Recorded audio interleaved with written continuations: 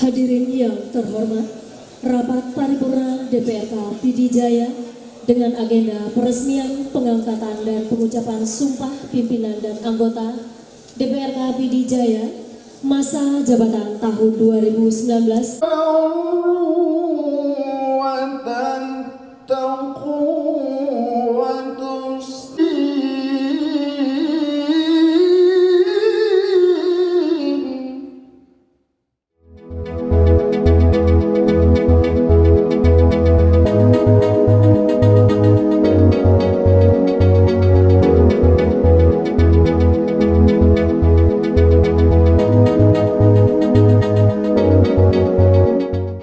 Garing 1625 rakyat Kabupaten Pidijaya.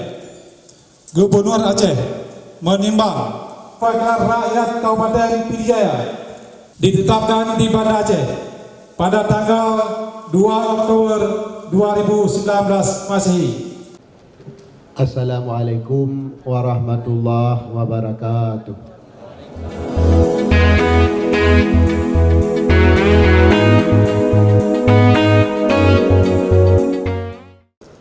Berdasarkan keputusan Gubernur Aceh nomor 171.11 garing Nur Islam.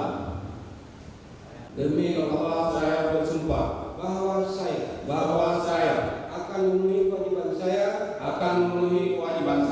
sebagai ketua, wakil ketua Dewan Perwakilan Rakyat Kabupaten